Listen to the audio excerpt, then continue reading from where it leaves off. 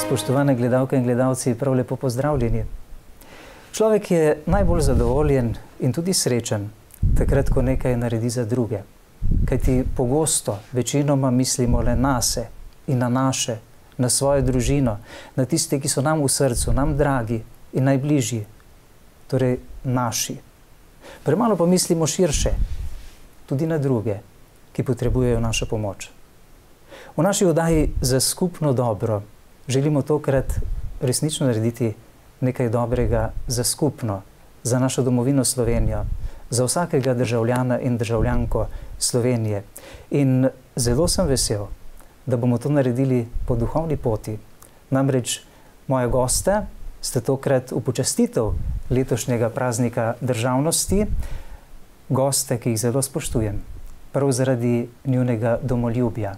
To sta gospa Mateja Maček, ljubljanska odvetnica, in gospod Marjan Podobnik, politik in predsednik Slovenske ljudske stranke.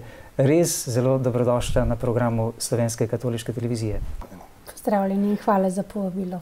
Za začetek, gospod Podobnik, najprej morda obudimo spomin na tiste začetke, kje se je začel pravzaprav naš praznik slovenske državnosti, kajti ko včasih slišimo kakšne intervjuje na ulici, nekatere državljanke in državljani sploh ne znajo odgovoriti in tudi ne poznajo razlike med dnevom državnosti in dnevom samostojnosti in enotnosti. Ja, no, kot vemo, dan državnosti, največji slovenski državni praznik, 25. junija 1991, takrat smo pred 30 leti, pred 30 let nazaj, smo uresničili sklep plebiscita, ki je bil decembra prejšnjega leta, se pravi 1990. leta, 23. decembra, plebiscit, na katerem se je velika večina nas šla na volitve, na plebiscit in se velika večina opredelila za samostojno in neodvisno Slovenijo. 26. decembra 1990 je bil razglašen ta rezultat plebiscita in v tem odloku, v teh sklepih je bilo tudi sprejeto, da moramo v pol leta izpeljati postopke tega, kar smo se opredelili na tem plebiscitu, in tako smo 25. junija 1991 sprejeli v parlamentu temeljno ustavno listino in druge potrebne dokumente. Deklaracijo o samostojnosti. Tako, deklaracijo o samostojnosti Slovenije, s katero smo razglasili, da je Slovenija samostojna in neodvisna država. Se pravi, smo izpeljali odločitev državljank in državljanov Republike Slovenije na plebiscitu. In kot vemo, naslednji dan, že po noči tega naslednji dan, je prišlo do vdora tankov JLA, tako iz sosednje Hrvaške kot iz slovenskih vojašnic, in zaznamovalo ta dogodek prejšnjega dneva, ko smo z enim velikim zanosom na trgu pred parlamentom proslavili ta dogodek, ko se je uresničil, kot radi rečemo, zgodovinski sen Slovenk in Slovencev skozi mnoge rodove, in prav je, da smo na to ponosni, in prav je, da ob takem prazniku zavihrajo slovenske zastave. Krasno. Gospa Maček, predvsem hvaležni bi morali biti Slovenci, verjetno, za to, kar smo dobili. Koliko se vam zdi, da je pomembna ta hvaležnost najprej vsakega državljana, državljanke Slovenije za svojo domovino, seveda najprej za vse, kar prejemamo vsak dan, ampak to, kar je našega skupnega, je pa resnično, kot je dejal gospod Podobnik, sen mnogih rodov Slovencev pred nami, kaj ne? Ja, prepričana sem in delim z vami to vaše mnenje, da je hvaležnost pogoj, temelj domoljubja. Morda se nam sedaj zdi, čeprav slovenska država bo imela zdaj 29 let šele, torej niti 30 ne, se nam zdi prepogosto nekaj povsem samo po sebi umevnega. To, da imamo svojo državo, da živimo v samostojni Sloveniji, pa vendarle ni tako. Morda bi to še razumeli pri tistih mladih, ki so v tej državi že rojeni in pravzaprav v njihovem lastnem spominu ni tega zavedanja, da je lahko tudi drugače. Ampak zdi se mi, da se to prepogosto opaža tudi pri tistih, ki so doživeli čas osamosvojitve, ki so doživeli plebiscit. In ta običajnost oziroma ta samo po sebi umevnost nas prav gotovo dela pasivne. Zdi se mi, da je treba najprej biti hvaležen za to, da smo prišli do slovenske države, tako kot je Marjan rekel, da se je uresničil sen naših pradedov in naših prednikov. Jaz se spomnim, da sem po proslavi na trgu pred parlamentom, vem, da sem šla sredi noči na Ljubljanske Žale na grob svojih starih staršev, ker sem čutila, da moram nesti tja hvaležnost in radost. Da nista ona to dočakala, ampak vendarle njuni potomci pa so dočakali to samostojnost. In vem, da sem šla šopkom nageljnom, rožmarinom, lipovo vejo in slovenskim trakom in svečami rdeče pa modre pa bele barve. Tako da se spomnim, pa vem, da je bila 2 ponočno, takrat so že tanki počas najbrž šli. Zdi se mi, da je bistvena hvaležnost, da smo to dočakali, doživeli, hkrati pa hvaležnost tudi in zavedanje, kaj vse nam ta država tudi dejansko nudi. Prepogosto se mi zdi, da znamo kar povprek kritizirati, vidimo samo slabo, nikakor pa ne znamo poiskati, seveda so tudi napake, marsikaj je narobe, marsikaj je potrebno še urediti. Ampak veliko pozitivnih stvari pa je. In to se je morda pokazalo zdaj, ko je bila ta korona kriza. Kako so si ljudje želeli iti domov? In tam, kjer si sprejet. In zdi se mi, da bi že s tem mnogo naredili zase, za svoj narod in za svojo državo, če bi znali videti tisto, kar je dobro in biti za to hvaležen. Gospod Podobnik, vi ste bili neposredno vpeti v to kolesje osamosvajanja takrat leta 1991. Kako pa vi gledate na to hvaležnost za to, kar smo dosegli Slovenci in kjer pravzaprav danes živimo? Ja, jaz se popolnoma strinjam, kar je tudi Mateja zdaj rekla. Hvaležnost, seveda, tako hvaležnost tem, ki so bili na različnih pomembnih področjih, funkcijah, kot bi rekli, pravi ljudje na pravem mestu, kar je gotovo odločilno pripomoglo, da je bila ta osamosvojitev izpeljana. Ampak jaz sem prepričan, da je na prvem mestu, da mora biti na prvem mestu hvaležnost Bogu za to, da nam je bilo dano to dočakati in to na ta način. Seveda vsaka žrtev je težka in je huda. Vsak, ki je ostal brez očeta, brata v tej osamosvojitveni vojni, je to neskončno hudo. Po drugi strani je pa dejstvo, da smo prišli do samostojne države, če samo pogledamo, kaj se je dogajalo pozneje v republikah bivše Jugoslavije ali pa marsikje drugje po svetu, z relativno malo žrtvami. In da je prav, da smo neskončno hvaležni.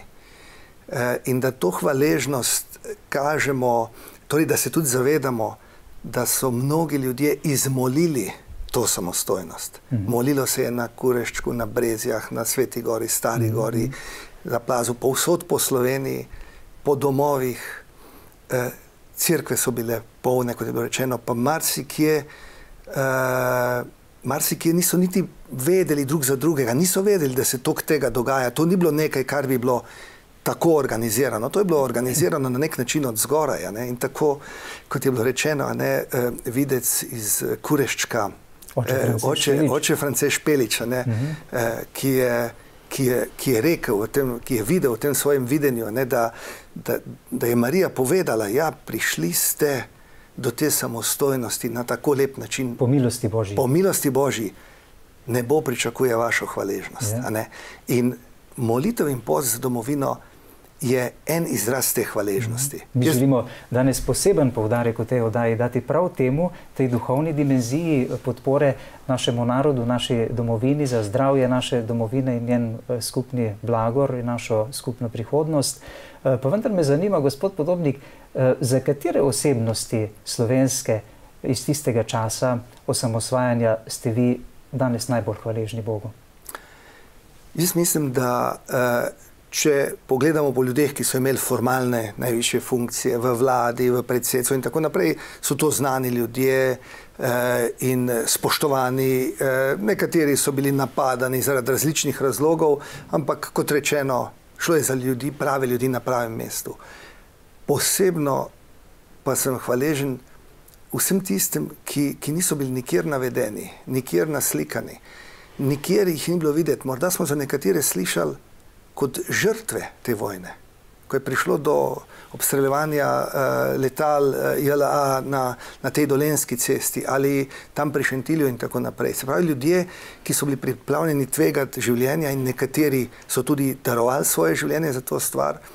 In še posebej sem hvaležen vsem tistim, jaz neomajno verjamem v moč molitve. In sem hvaležen tem, jaz verjamem, da tisočem in tisočem, ki so molili dan za dnem.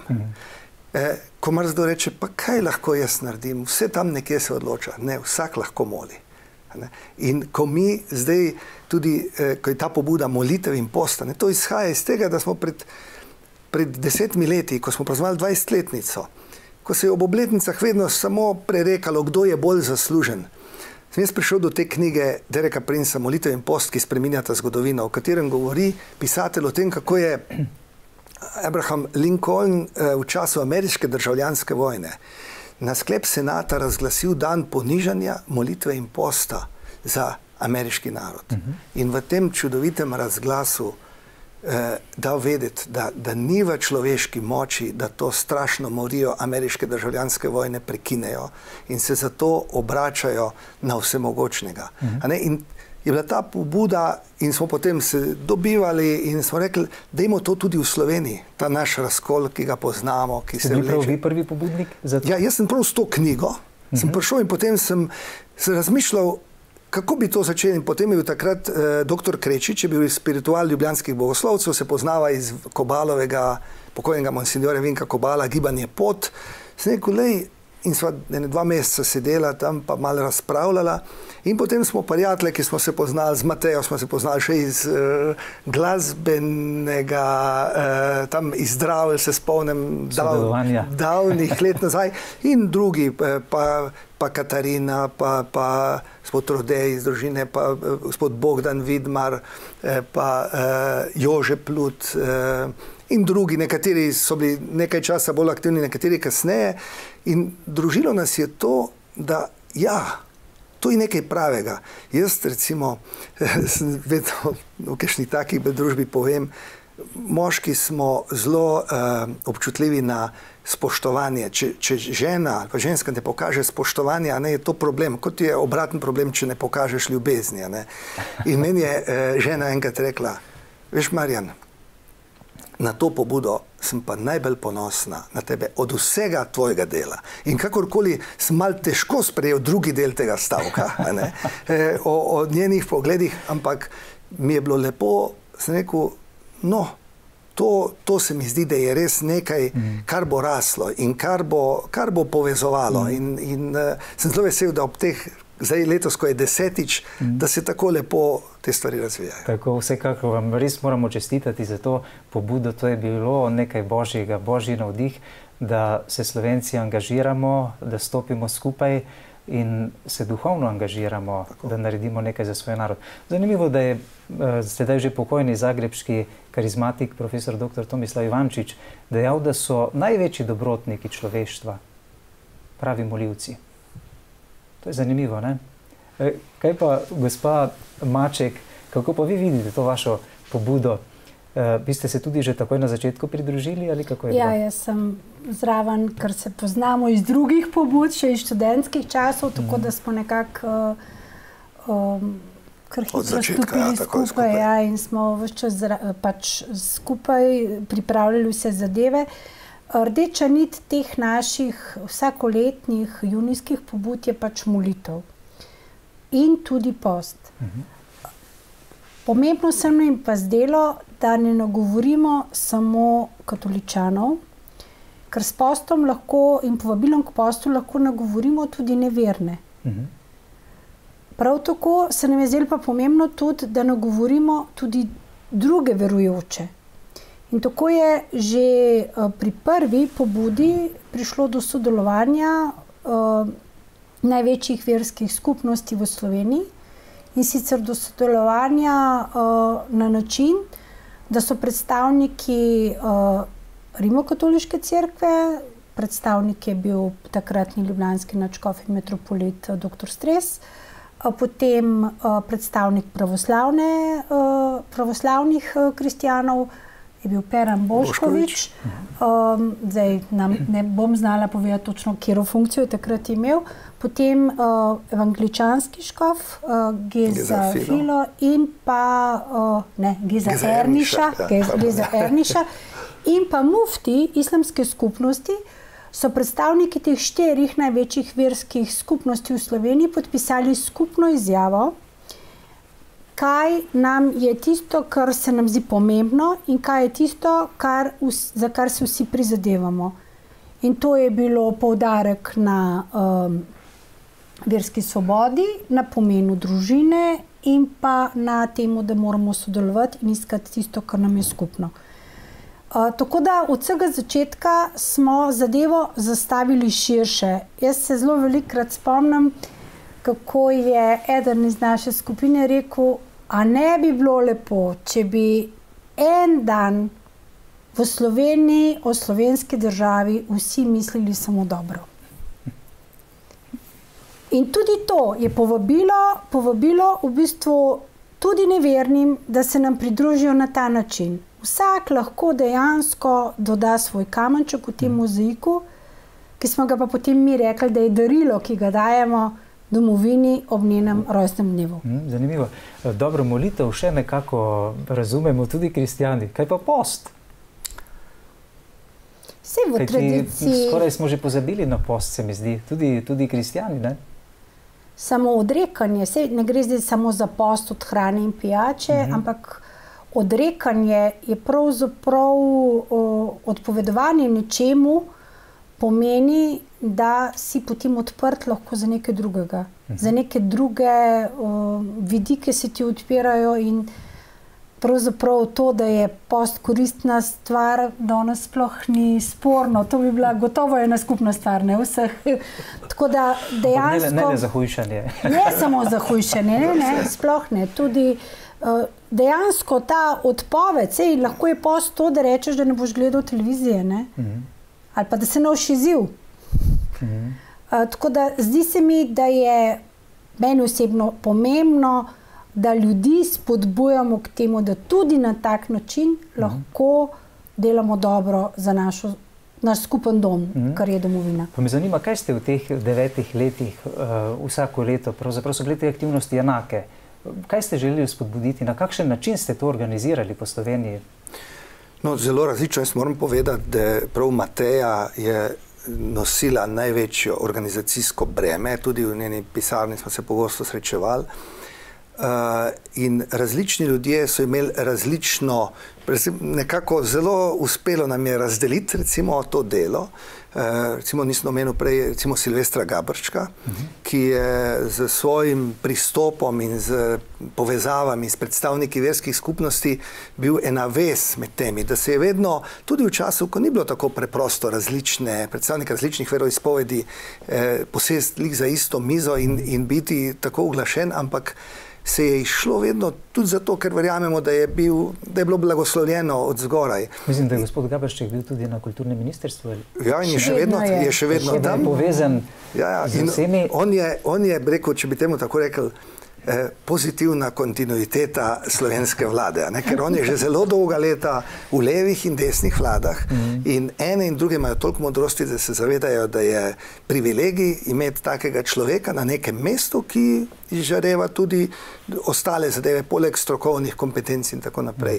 In na različne načine smo pravzaprav to vsebino molitve in posta vedno znova našli nek način. Recimo enkrat, tako kot je bilo prej rečeno, so bili najvišji predstavniki teh verskih skupnosti, enkrat so bili recimo kulturni ustvarjalci iz različnih verskih skupnosti, spet ugledna imena.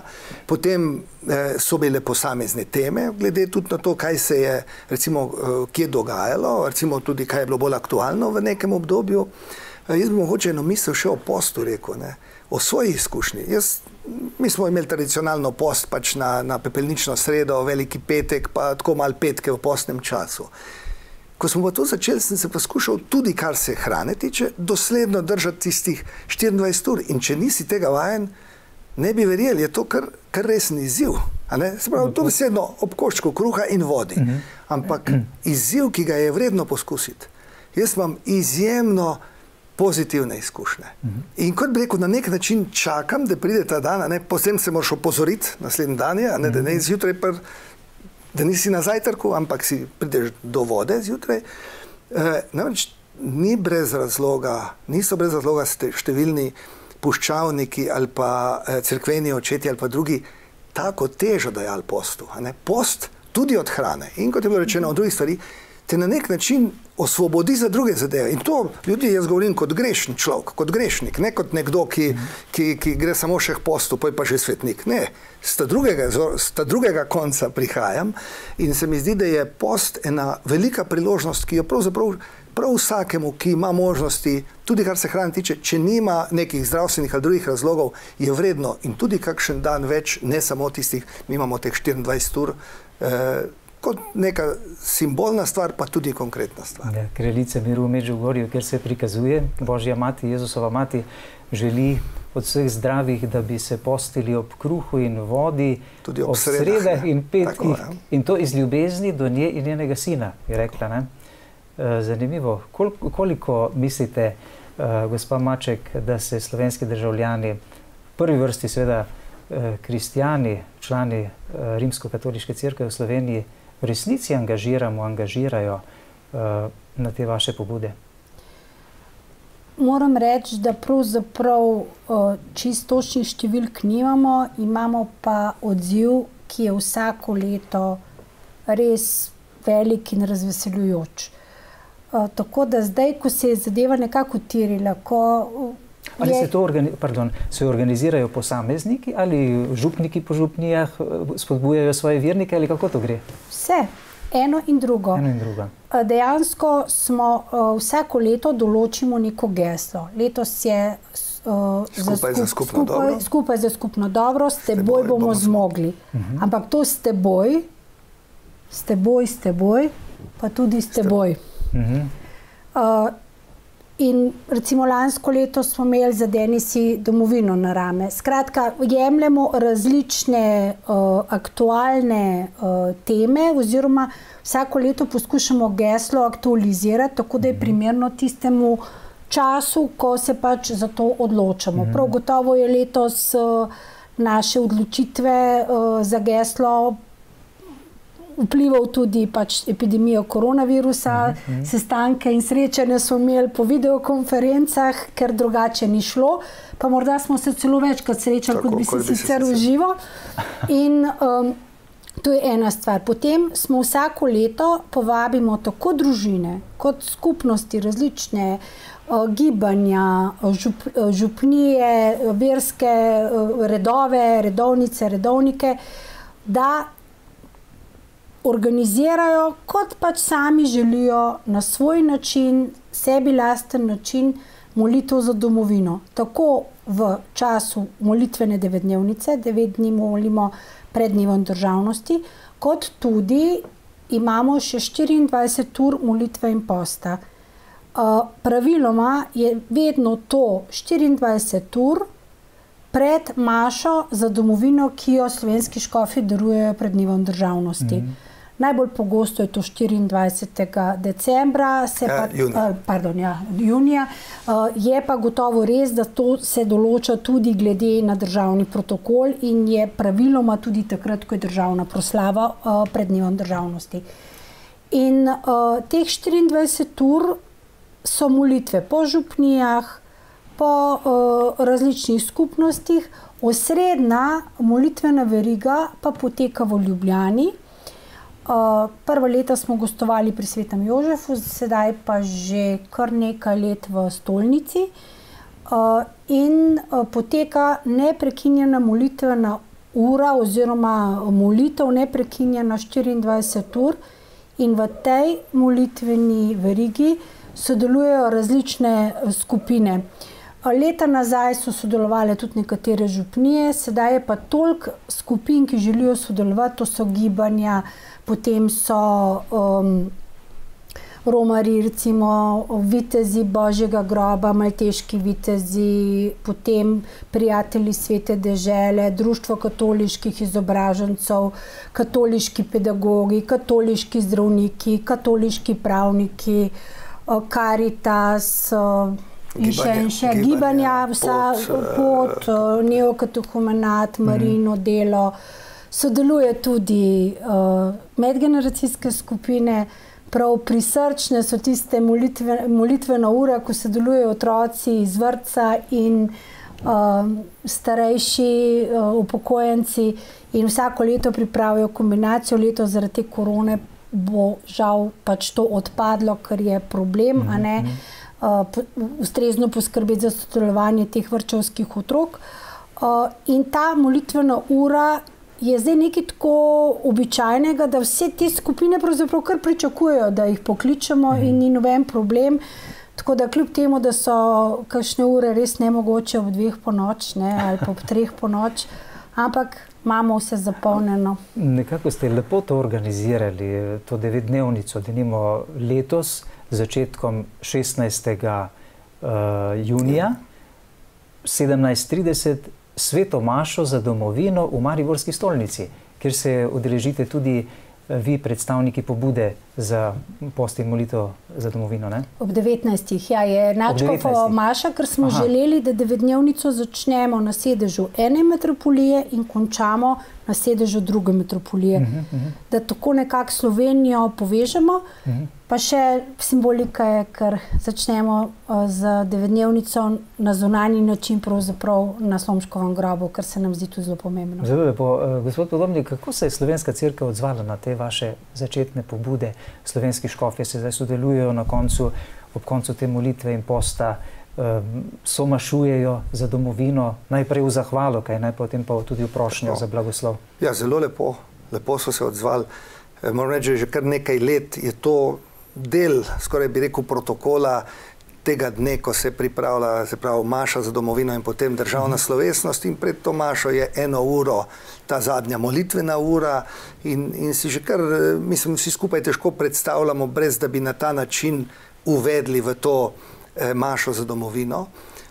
In to je res nekaj lepega, ker lepo povezuje. Sicer po župnijah ali pa po škofijah so tudi razlike, ponekod bolj aktivno, ponekod manj aktivno, ampak kot je rekla Mateja, zelo lepo se stvari razvijajo. Jaz bi omenil še eno zanimivost. Mene je prav presenetilo, ko smo prvo leto imeli tudi to možnost, da so se upisovali, se pravi 15 minut si se lahko upisal, da boš molil za domovino. In si se upisal na spletni strani, in je lahko eden ali več jih bilo, ampak da 24 ur, nobenih 15 minut ni bilo brez tega, da bi kdo kjerkoli po svetu molil. In zanimivo, koliko Slovencev se je javilo iz Argentine, iz Kanade, iz Avstralije in to celo na samem začetku. A ne, tudi letos je bil plakat naš najprej objavljen, ki je v Buenos Airesu, ali ki je, se pravi, takoj, ko so videla, ne, to se vidi, kako čutijo to povezanost s svojo domovino ali pa z domovino svojih staršev ali pa starih staršev. Torej koliko več jim verjetno še to pomeni, kot pa nam, ki tu živimo sedaj. In res čutijo, ta molitev za domovino, ko živiš, ko morda že več rodov živiš nekje v tujini, ob taki pobudi v tem času in to v času pred državnim praznikom, pa začutiš, tu smo pa vsi povezani. Preko interneta, prek tega, vsi skupaj smo, skupaj molimo in se zahvaljujemo za slovensko domovino. Povezani, ja.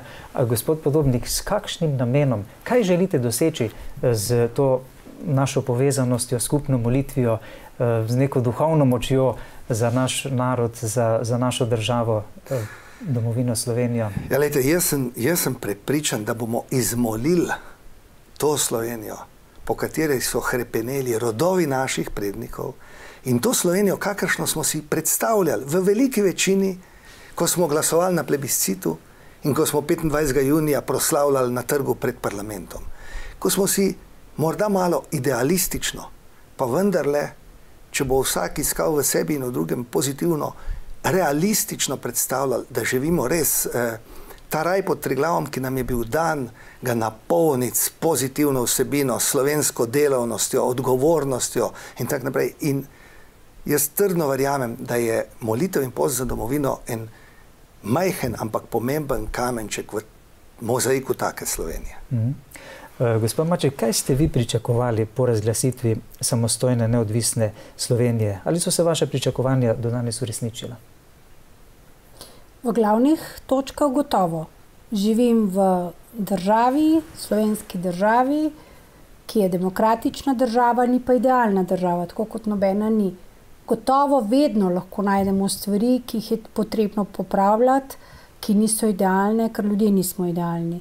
Nismo državljani idealni, niso voditelji idealni, ampak prav gotovo je pa potrebno ceniti in, kot smo že rekli na začetku, biti hvaležen za to, kar je, in vložiti vse napore v to, da dosežemo tisto, kar še morda nismo dosegli, kar je treba popraviti, kar je treba spremeniti, in potreben je razvoj. Sej tudi, če gledamo izraelski narod, ne, v Svetem pismu, 40 let so po puščavi tavali, preden so pa šli v obljubljeno deželo. Pa je bila kratka pot. Je bila kratka pot, ja. Gospod Podobnik, aj sploh vzdrži ta primerjava med Slovenijo in Švico, kar smo poslušali že toliko let sedaj, odkar je Slovenija samostojna, demokratična republika, država. Vzdrži ta primerjava? Ali so tudi vaše sanje bile takšne, morda na začetku, da bomo enkrat res neka druga Švica? In kako ste danes zadovoljni s tem napredkom Slovenije od osamosvojitve do danes? Torej, jaz verjamem, da bo Slovenija drugačna, kot je danes. In da to, kar je bilo dano videti tudi ljudem, kot je oče Špelič, ali pa ljudem, nekaterim Medžugorju in tako naprej, da se to še ni zgodilo. Da hodimo po tej poti, po puščavi 40-letni. Mislim, da nosimo tu eno skupno odgovornost, verjetno nosimo tudi na ramenih del prekletstva nepokopanih ljudi, ki so, mi hodimo po blagoslovljeni zemlji mučencev, bi lahko rekli, hkrati pa hodimo po Sloveniji, kjer ne moremo biti zadovoljni, še manj pa ponosni na to, da nismo zmogli niti te enotnosti, da je treba vse mrtve pokopati. Karkoli si že mislimo, na eni ali na drugi strani, o ljudeh, ki so umrli ali v teh jamah na Kočevskem ali kjerkoli. Zaslužijo svoje dostojanstvo. Ne? Zaslužijo svoje dostojanstvo. Jaz sem bil zato izjemno vesel. Letos sem bil tudi v Kočevskem Rogu, ko sta predsednik države in predsednik vlade, gospod Pahor in gospod Janša, skupaj bila ob tej resnični jami, kjer so Slovenci večinoma padli v to brezno in sta šla skupaj potem na partizansko grobišče pri Turjaku, ker je bila to meni se je zdela mnogo bolj iskrena gesta kot tista pred 30 leti, ki je bila tudi izjemno pomembna v Kočevskem Rogu. Mislim, da tista stvar, ki nam najbolj manjka, je odgovornost. In to ni samo odgovornost za to, kaj narediš, da to prav narediš.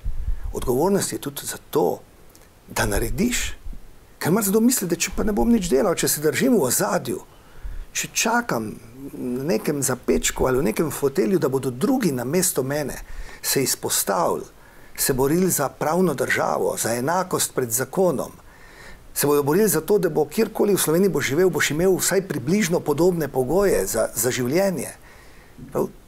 Odgovornost vseh nas je, da vsak lahko naredi, kar lahko. Kot je rekel pesnik Simon Gregorčič, dolžan ni samo, kar veleva mu stan. Kar more, to može storiti dolžan. Krasno.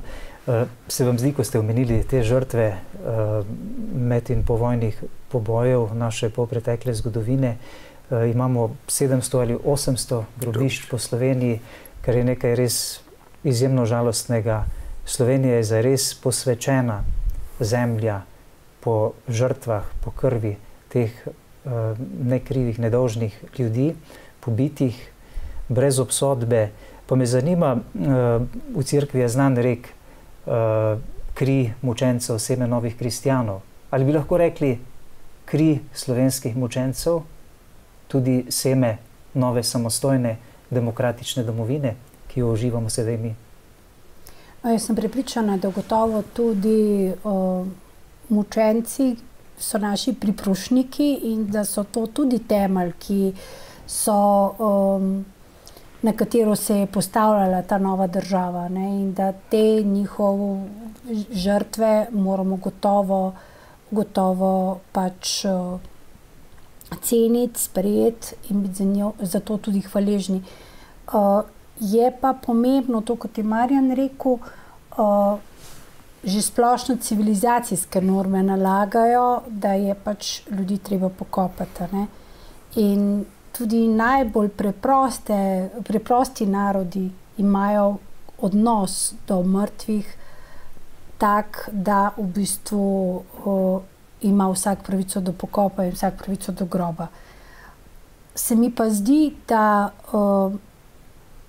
je potrebno pa vendarle zavedati se, da rastemo iz zgodovine, rastemo pač iz svoje preteklosti, tam so naše korenine, ampak hkrati se mi pa zdi, da je pa pomembno tudi, da ne poudarjamo samo razlik.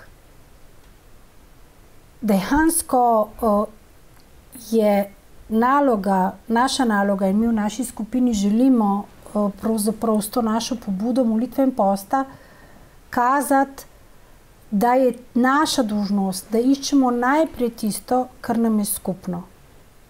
Ker pravzaprav vsi vemo približno, kako bi radi živeli v tej državi. In samo pogled, kako pride do tega, je velikokrat različen. In če iščemo samo tisto, kar nas razdvaja, potem je nemogoče, da bomo dosegli ta cilj. Če pa bomo poskušali iskati najprej tisto, kar nas povezuje, in tam narediti, in potem reševati tudi tiste razlike, kjer pa nimamo soglasja. In v tistih kritičnih trenutkih, recimo tudi naše kratke zgodovine, 30-letne zgodovine, smo le videli, da smo znali, takrat, ko je šlo pa zares, stopiti skupaj in biti enotni. Pa je bilo to v času nastanka naše države, pa ne nazadnje tudi v času te letošnje epidemije. Duhovna in psihična duša, da rečem tako, našega naroda, naše domovine Slovenije je zelo ranjena zaradi vseh teh preteklih dogodkov in vsi, skupno nam je tudi to, ker ste govorili o tem, kar nam je skupno, da bomo morali vendar enkrat izpeljati spravo. Pa me zanima, kje vidva vidita neke največje ovire za to, da še do danes nismo mogli napredovati na tem področju. In ali je upravičeno to, kar govorijo, ne bom rekel nasprotniki sprave, ampak morda nasprotniki resnice, češ da ne smemo obremenjevati mladih generacij z našo spravo in polpreteklimi dogodki. Kako gledata na to in na te trditve? No, jaz osebno mislim, da preteklosti ne moreš zanikati, ne? In da nekako velja resnica nas bo osvobodila. Zdi se mi pa pomembno tudi, da nam manjka, zdi se mi, da to smo se dosti pogovarjali v naši pobudi, manjka nam usmiljenja. Dejansko morali se bomo zavestno odločiti za usmiljenje in dejansko izbrati pot usmiljenja, da s svojim usmiljenjem objameš tudi tistega, ki misli drugače, tudi tam, kjer je morda najbolj nepopoln, najbolj ranljiv. Hočete reči, sprava se ne začne pri storilcu, ampak pri žrtvi, ali kako? Ne, nisem rekla tega. Da žrtva odpusti najprej, to mislim. Ni dovolj, mislim, zdi se mi potrebno usmiljenje in odpuščanje. In to je tisto, kar moramo pač najti v sebi to moč in prepričana sem, da to moč najdeš v molitvi. To je milost, ne? Tako. To je milost. Izvolite, gospod. Jaz se spomnim, ko je bil pokojni karizmatik hrvaški, ko ste ga omenili na začetku. Tomislav Ivančič. Tomislav Ivančič, sem bil s Blaženo na enem seminarju v Kančevcih. Nekaj leto pred smrtjo. In je govoril, on veliko govoril o duhovni duši, ne? In o ranjenosti te duhovne duše, ne? In ta ranjenost se kaže na nek način tudi s tem, ne? Ker tvoj odnos do mrtvih na nek način kaže tvoj odnos do živih. Če si ti, se pravi, ti poveš več, kot bi želel povedati morda, če si ti ne podpiraš, da bi mrtve pokopali, ne? Kaj je tako težkega v tebi, da ne podpiraš tega tako temeljno civilizacijskega, da se vse mrtve pokoplje, ne da se jih zagrebe, da se jih pokoplje. Hočeš odriniti. Tako. Na stran, in zato se mi zdi tudi to, kot je rečeno, jaz verjamem v to, da bo odpuščanje žrtev in njihovih, ker žrtve sem prepričan, da so odpustile in molijo pri Bogu za nas, ampak da bo odpuščanje njihovih bližnjih odprlo duhovno dušo tistim, ki bodo potem laže prosili za odpuščanje. Da bodo se tega pokazali. In to je sprava. Jaz sem zaradi tega vesel, da imamo v tem trenutku predsednika države, ki, če kje na tem področju, si iskreno prizadeva. On ne skriva, da je levo-sredinsko usmerjeni politik, da izhaja iz tega kroga, ampak je zelo veliko zastavil za to, da bi bili tu narejeni koraki naprej. Jaz sem tu optimist. On je predsednik države, ki vabi tako predstavnike Nove slovenske zaveze, kot Zveze borcev. Včasih ima malo ponesrečene sogovornike, recimo iz Zveze borcev neko obdobje in tako naprej, ampak vendarle gre v pravi smeri. Kajti to, da lahko eni in drugi, da se dobivajo pri predsedniku države, da se pogovarjajo. Ali je bil posrečen ali ponesrečen tisti spomenik tam v Ljubljani. Jaz sem rekel predsedniku Pahorju, mi dva smo prijatelja. Ne glede na to, da so vedno različnih političnih opredelitev, rekel, jaz bi počakal s spomenikom. Zato, ker najprej je treba ljudi pokopati, potem se postavi spomenik. Ampak je bilo že toliko daleč ta ideja, da so potem jo nadaljevali in je bila v pomembnem delu tudi pozitivno sprejeta. Sprava je pač proces. Sprava ni dogodek, je proces. Mi smo na poti tega procesa. Poglejte, iz francoske revolucije, stoletja, pa so še rane, če beremo nekatere knjige in tako naprej. In meni se zdi predvsem pomembno, da je smer prava. Čas bo pa že nekdo nad nami vedel, kdaj bo pravi, da bodo narejene tudi še kakšne pomembne simbolne poteze, da bomo lahko zacveteli še bolj kot narod. Je pa gotovo v prvi vrsti sprava milost, tako. Je dar od Boga, tako da vam čestitamo res vaši pobudi za molitve in posta, za domovino, za naš narod, za duhovno zdravje, najprej verjetno ne, našega naroda, kar bo gotovo veliko pripomoglo tudi k uresničitvi tega težkega projekta v našem narodu. Ne. Upajmo, da se bo to čim prej začelo uresničevati in izkazovati tudi na zunaj, da bomo to lahko uredili, kar ste omenjali. Morda za konec spregovorimo še o tem, kar je zelo pomembno za vsakega državljana, katerekoli države pravzaprav, da se zaveda svoje pripadnosti svojemu narodu, da je to dar od zgoraj, da je to dar od Boga. Kaj je za vaju pravzaprav resnično domoljubje in kako bi se moral v tem smislu, da rečemo, obnašati vsak državljan, državljanka neke domovine, da bi bil resnični domoljub? To, kar tudi od zgoraj pričakujejo od nas. Ja, jaz mislim to, kar ste že rekel, kar pričakujejo od nas, da naredi vsak tisto, kar zmore narediti tam, kjer se pač nahaja. Gotovo je odgovornost različno podeljena. Tisti, ki imajo določene funkcije, je njihova odgovornost večja. Ampak prav vsak državljan ima možnost, da kot državljan dela dobro za to državo, kjer živi, kateri pripada. Kamor je postavljen, ne? Kamor je postavljen. In dejansko, če smo iskreni, vsak od nas, če pogleda, bi lahko najdel še mnogo stvari, dogodkov, ki bi jih lahko naredil boljše, ali pa jih naredil, pa jih ni. Velikokrat kristjani pozabljamo na greh opustitve. In domoljubje je to, da čutiš hvaležnost, pa tudi odgovornost za skupnost, kateri pripadaš. In kaj je država? Država ni nekaj imaginarnega, država smo mi. Državljani, ki živimo na teritoriju Republike Slovenije. Gospod Podobnik, kako vi kot državljan Republike Slovenije in tudi kot vrhunski naš politik razumete domoljubje? Kaj se vam zdi pogoj za vsakega državljana, da bi bil resničen domoljub? To ni nacionalist, ne? Ker vemo, da izmi so vsi nekaj negativnega, ne? Ampak ne gre za nacionalizem, ampak resnično za domoljubje. Kaj je za vas pravo domoljubje?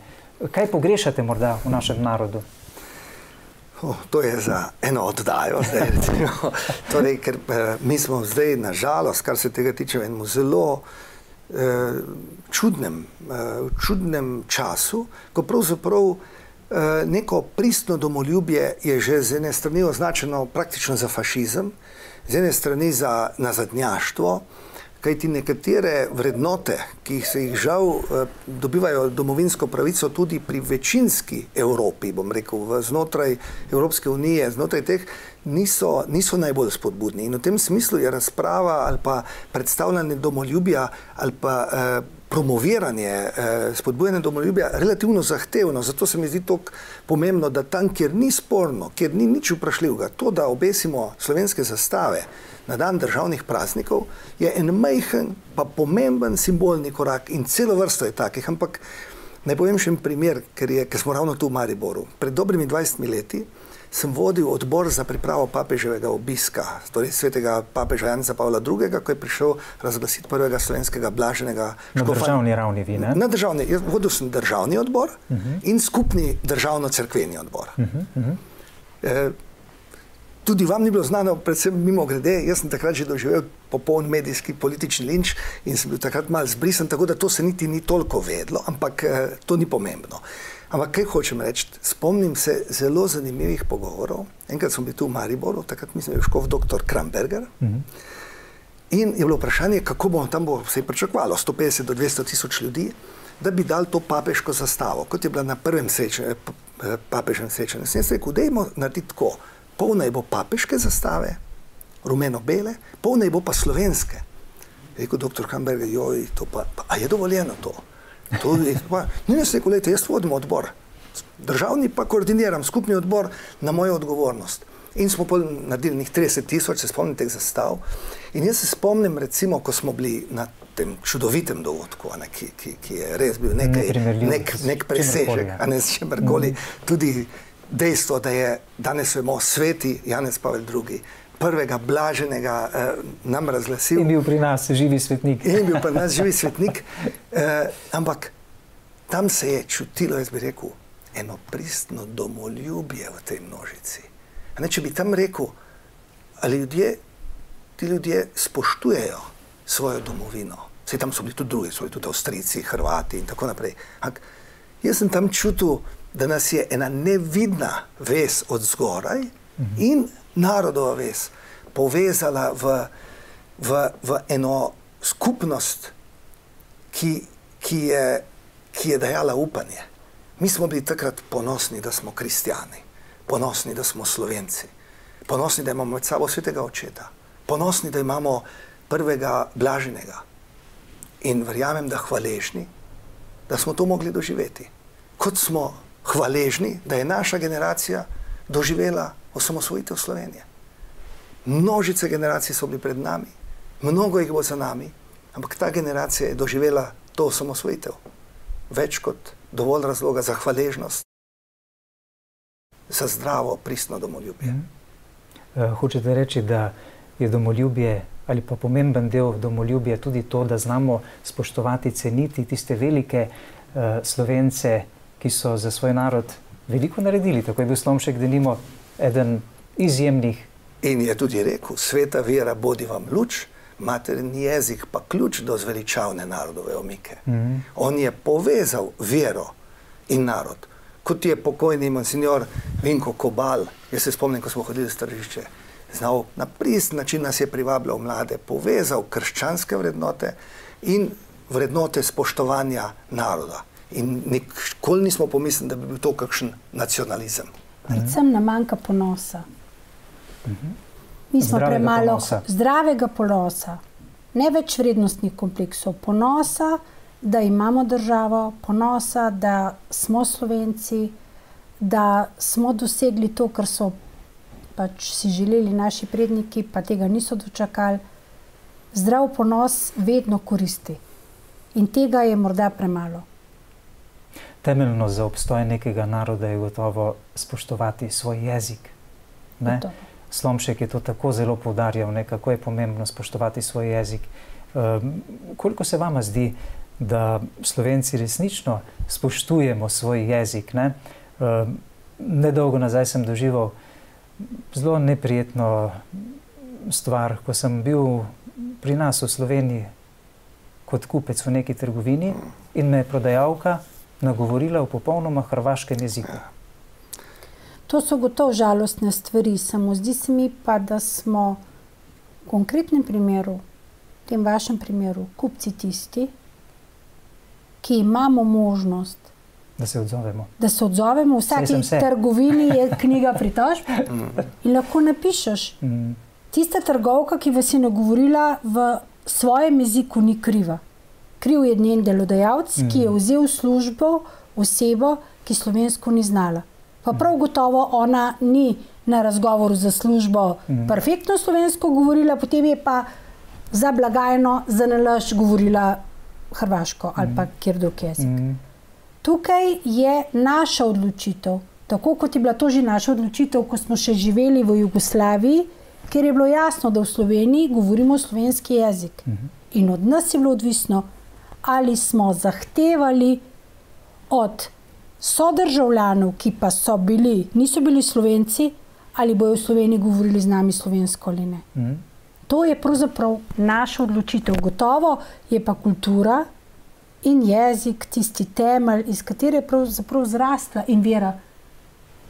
Vera, kultura, jezik so tisti temelji, iz katere je slovenska država zrasla. Gospod Podobnik, kakšno spoštovanje moramo pričakovati od slovenskih državljanov drugih narodnosti? Kajti vemo, da vendarle vsak človek mora v temelju spoštovati najprej svojo lastno narodno identiteto, svojo domovino, svojo kulturo in tako naprej. Kaj smemo mi pričakovati od tistih, ki so državljani Slovenije, pa vendar niso naše narodnosti?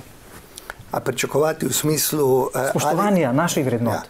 Ja, jaz mislim, da predvsem, kot je bilo že rečeno, če sami ne bomo spoštovali, recimo, slovenskega jezika, slovenske kulture, kot dveh temeljev, ki določata nas kot narod, se ni veliko temeljev, ki te določa kot narod. In če teh stvari ne bomo spoštovali, potem bo nekako kar nekje med peskom počasi izginjalo to, zaradi česar smo narod in si zaslužimo, da tudi kot narod obstanemo. Jaz mislim, da odnos do jezika je na mnogih področjih pod vsako kritiko. Glejte, recimo primer, to, da kot država dopuščamo, da nekje v Lendavi ne moreš peljati otroka v slovensko šolo, ampak lahko samo v dvojezično šolo, je izraz nespoštovanja, da želiš učiti v slovenski šoli.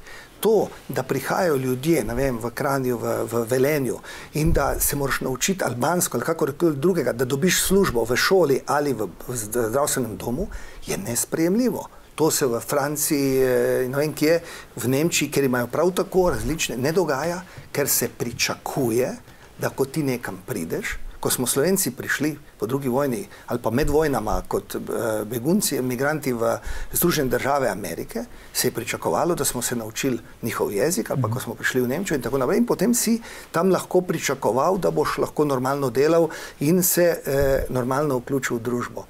In jaz mislim, zdaj recimo pred kratkim smo praznovali dan Primoža Trubarja kot človeka pomembnega za slovenski jezik, prva slovenska knjiga in tako naprej. Prehitro se zadovoljimo s tem, da imamo mnoge stvari v zakonih. Mi imamo v zakonih napisano, da je potrebno v javnosti uporabljati slovenski jezik. In če zdaj pogledamo recimo samo po ulicah nazive ne le podjetij. Rečeš, Coca-Cola je povsod Coca-Cola, ampak da imajo ogromno slovenskih firm, ki ni nobenega razloga, da se uporabljajo tujke, spakedranke, recimo kakšni televizijski oglasi za nekatere pomembne trgovske in druge družbe, pa za telekomunikacijske družbe. Zame je to na meji zavržnosti. To je poceni iskanje, kako boš mlade pridobil, tako kot so včasih, ne vem, tobačna industrija, kako bo privabila mlade, da jih bojo čim prej pripeljali do tobaka, zdaj z nekimi slengi, ki niso niti slengi, ampak je prav spakedrana slovenščina, se skuša privabiti nove kupce. Jaz mislim, da bi morali, kot je bilo prej rečeno, bi morali biti kupci, tisti, ki spoštujemo tudi svoj jezik, bi morali biti tudi toliko odgovorni, da se takim zahvalimo in rečemo, lejte, ko boste tudi vi spoštovali naš jezik, bomo mi spoštovali to, kar nam vi ponujate in potem tudi sedli. Ker velik problem je, ne le pri nas v Sloveniji, ampak povsod po Evropi, ne, s temi migranti v tem času, ki niso pripravljeni spoštovati vrednot in kulture naroda, kamor so prišli, ne? Ja, kar je nesprejemljivo. Jaz mislim, da tu imajo mnogi ljudje, jaz vidim, eno povsem nepotrebni moralni zadržek, ko rečeš, lejte, mi od vas, vi ste prišli iz vaše države, iz vaše domovine, v naš krog. Mi pričakujemo, da boste spoštovali našo kulturo, naše navade, našo tradicijo, sicer vam pa ne bomo nič zamerili, če greste nazaj, odkudar ste prišli.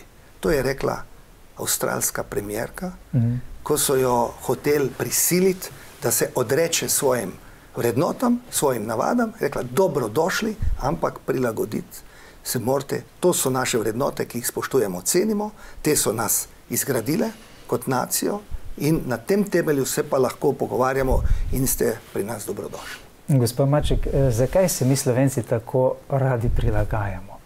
V tem smislu, kar ni dobro, ne?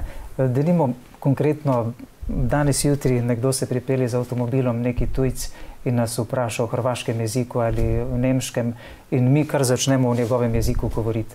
Zakaj ne govorimo najprej v slovenskem jeziku? No. Da se potrudi, da bi nas se potrudil razumeti, recimo Hrvat, ne?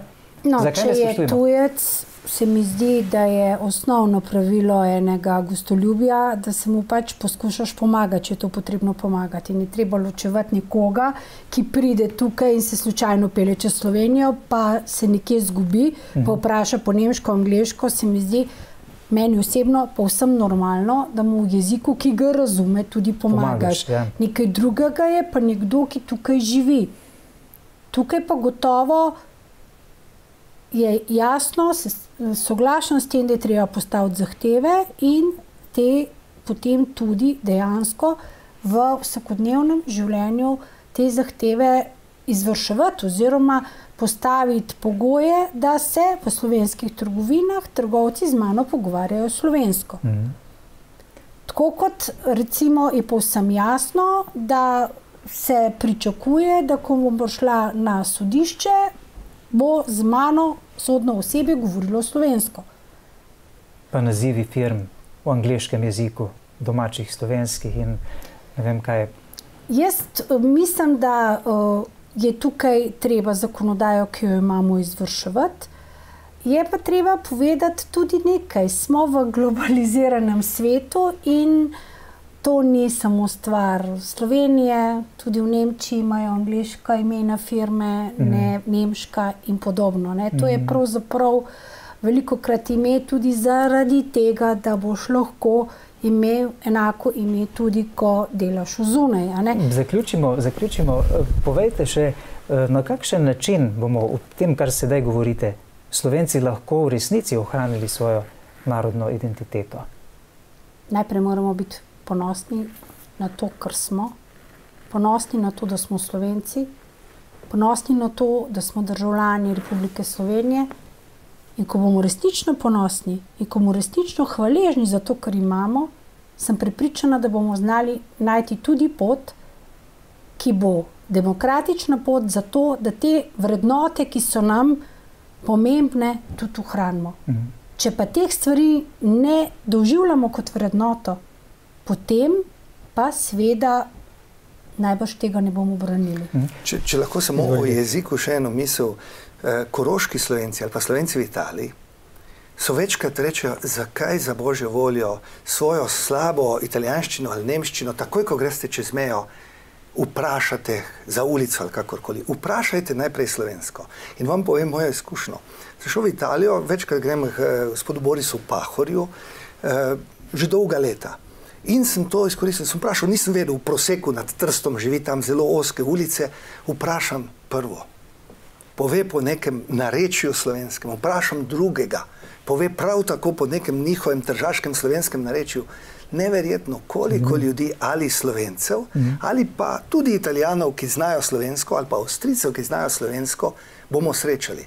In se mi zdi, da je to en od tak majhnih pa pomembnih korakov, da ko gremo v okolje, kjer vemo, da živi tisoče naših sonarodnjakov čez mejo, da jih naslavljamo ljudi v slovenščini. Tako širimo na nek način tudi naš slovenski kulturni prostor. Gospod Podobnik, če nečesa človek ne pozna ali ne pozna dovolj dobro, tudi ne more spoštovati, ne more ljubiti, ali mi naše domovine Slovenije, za katero pravimo, da je najlepša na svetu, resnici ne poznamo, da bi jo bolj spoštovali, da bi jo bolj ljubili. Zakaj je za vas Slovenija, ne le, ker ste tu doma in bili tu rojeni, kot vsak reče za svojo domovino, ampak zakaj je v resnici Slovenija za vas najlepša dežela, najlepša domovina? Ja, jaz lahko rečem, da tudi zato, ker sem videl kar lep del sveta in sem videl številne svetovne lepote. In ko primerjaš, potem, recimo, ko sem se prvič peljal v Rusijo z vlakom, takratno Sovjetsko zvezo do, takrat je bil še Sankt Petersburg, takrat je bil še Leningrad. Smo se 24 ur neprekinjeno vozili v eni smeri in si videl ure in ure isto pokrajino. Pri nas se praktično skozi 200 kilometrov od morja, hribovja, gora, prekmurske ravnice in tako naprej. Na tako majhnem delu zemeljske oble toliko lepega in toliko različnega res težko doživiš kjerkoli na svetu. In hvala Bogu, tudi turistični boni ob letošnji korona krizi bodo verjetno pripomogli, da bomo Slovenci spoznali tudi kakšen košček naše lepe domovine, ki jo sicer morda še ne poznamo ali pa jo ne bi. Nismo spoznali. Kaj pa za vas? Zakaj je Slovenija za vas najlepša domovina, da jo bomo bolj cenili in spoštovali? Najprej zato, ker sem res tukaj doma, ne? Posebej še morda zato, ker so moji predniki manjšinci. Moja prababica je bila beneška Slovenka, moj dedek je prišel iz Koroške, še sicer za časa Avstrije in je potem od razpada Avstro-Ogrske monarhije živel v Sloveniji. Ampak zato, ker doživljam to, da živim tukaj v Sloveniji, kjer so pravzaprav moje korenine res kot dar. Jaz sem tudi precej sveta videla, ampak vedno sem zelo, zelo rada prišla domov. Tudi ta pestrost, ki jo je tako lepo Cankar v Kurentu opisal, ne, da Bog je tresel lepote, potem pa kar mu je pa ostalo, je pa vse stresel na ta majhen košček pod Triglavom. Predvsem pa to, ker so tukaj pač res moje korenine in čutim, da iz teh korenin rastem. Lepo. Morda še ob koncu vajina čestitka, vajine misli našim gledalkam, gledalcem Slovenske katoliške televizije ob Slovenskem dnevu državnosti letos. Ja, iskreno voščilo vsem ob dnevu državnosti. Kot rečeno, naj zavihrajo slovenske zastave. Bodimo Bogu hvaležni za to, kar imamo, hvaležni ljudem, ki so v različnih zgodovinskih obdobjih pripomogli k temu, da smo to dočakali in naj nas ta hvaležnost povezuje. Tudi molitev in post ali pa dobra misel ob tem prazniku. Hvala. Želim, da ponosno praznujemo to našo rojstni dan naše države in da ta praznik izkoristimo tako za zahvaljevanje za ta dar domovine, dar države, kot tudi je za vse nas priložnost, da prosimo Boga blagoslova, da bo življenje naše skupnosti šlo v prihodnje bolje in da bomo deležni milosti, ki jih še kako potrebujemo. Najlepša hvala obema, da ste se oglasila v našem studiu in tako počastila resnično letošnji praznik, dan slovenske državnosti.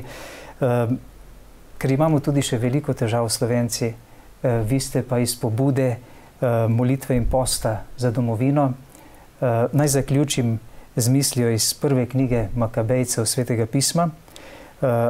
Kaj je povedal Juda Makabejec, ko se je z nekaj bojevniki boril proti veliki vojski, ki je prihajala nad Izrael? Kaj je takrat dejal? Božjo besedo, ki velja tudi za vas, za nas, za vsakega od vas, spoštovane gledalke in gledalci. Vsak od nas lahko da del k tej zmagi v Sloveniji, k božji zmagi, k zmagi dobrega za ves narod. Tako je dejal Juda Makabejec, ko so mu rekli, ne boš premagal te mogočne vojske s temi maloštevilnimi bojevniki. On pa je dejal, zlahka se zgodi, da množica klekne pred peščico in ne bo je vseeno, ali reši z množico ali s peščico. Zakaj zmaga v boju ni odvisna od velikosti vojske, ampak od moči, ki pride z neba. In to moč želimo prositi za našo domovino, skupaj z našimi gosti, tudi v prihodnje, spoštovani gledalci, iskrene čestitke ob Dnevu državnosti in hvala vam, ker ste bili z nami.